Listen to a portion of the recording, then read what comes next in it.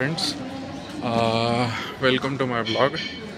आज आपण आलो नाशिकला.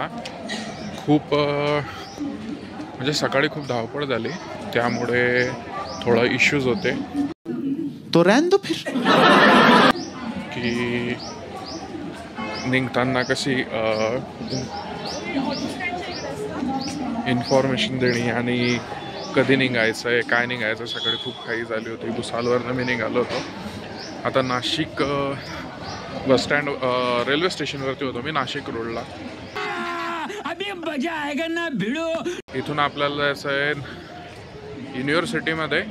कधीही नाशिकमध्ये प्रवास करायचा असला ना तर सिटी बसनेच करा. क्या बात करता है यार. कारण इथं रिक्षावाले खूप असतात आणि ते तुमच्याकडून खूप जास्त चार्जेस घेऊ शकतात. त्यापेक्षा तुम्ही सिटी बसचा वापर करत चला.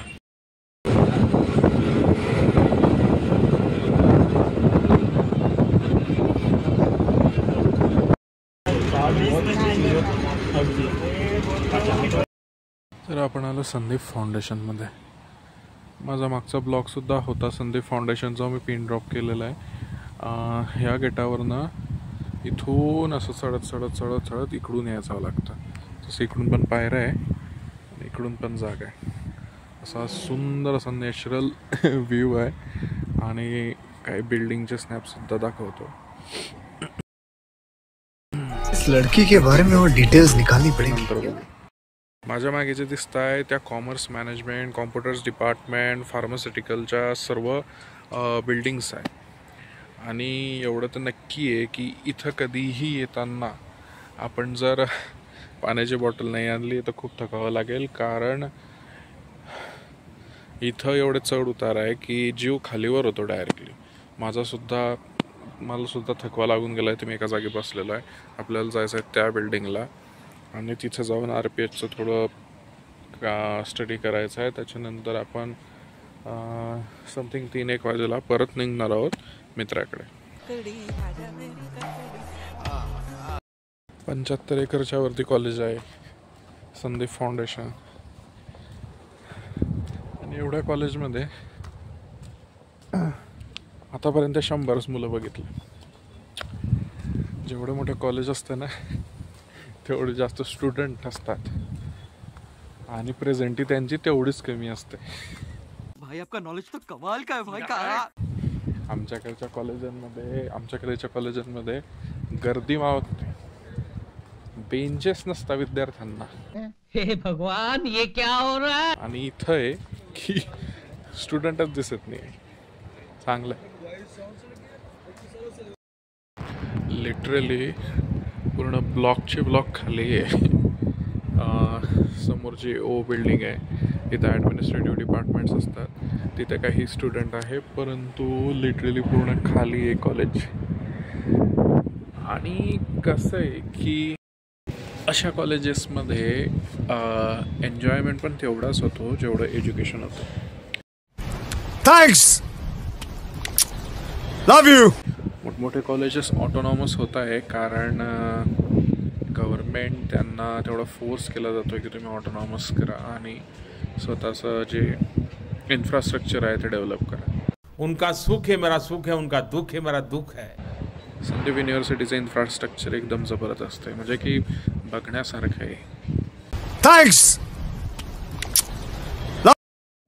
और ये वाला एक्स मेरी एक्स की याद में.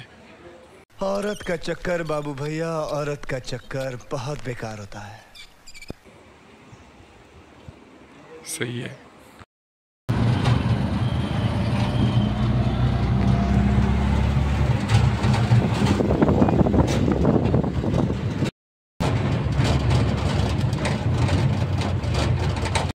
काय की पुण्यापेक्षा नाशिक कित्येक पटना चांगलं आहे.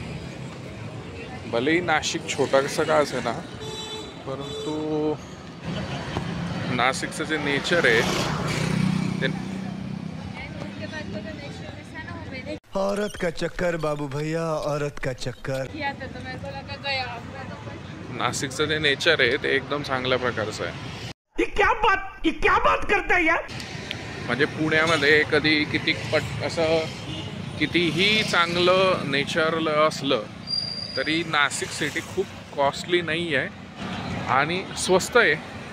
चांगल्या प्रकारे लोक घराच्या बाहेर निघू शकतात. पुण्यापेक्षा तरी खूप खूप खूप चांगल्या प्रकारचं नाशिक आहे. मी कंटिन्युअसली ट्रॅव्हलिंग करतो आहे आणि तेव्हापासून मी बघतोय की रुपये दोगे तो एक राज की बात बताऊंगा.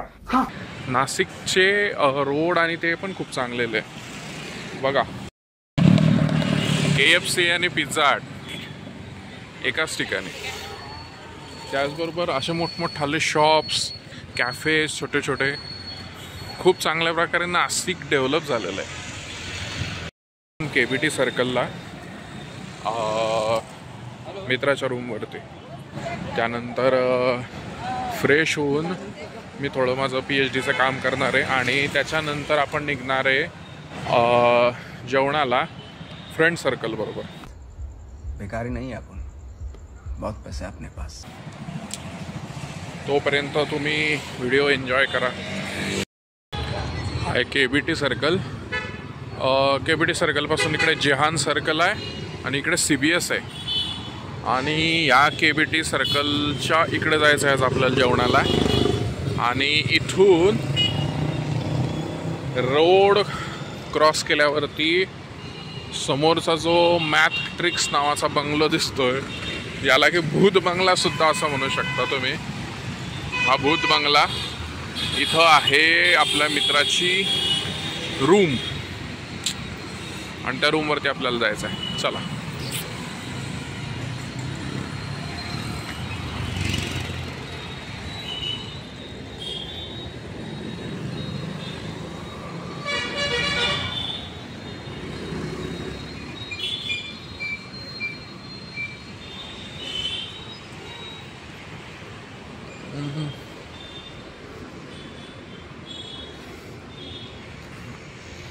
या भूत बंगल्यामध्ये आपल्याला जायचं आहे 3rd फ्लोअरवर.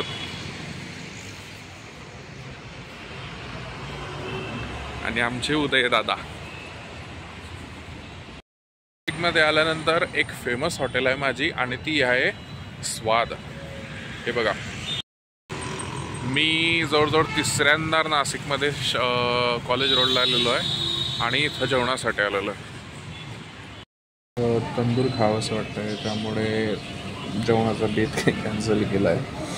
आणि रूमवरती काही फ्रेंड सर्कल आहे, त्यांनीसुद्धा आणलेलं आहे जेवणाचं. त्यामुळे इथं तंदूरची टेस्ट करणार आहे आणि नंतर मग बघू पुढे काय होत असेल.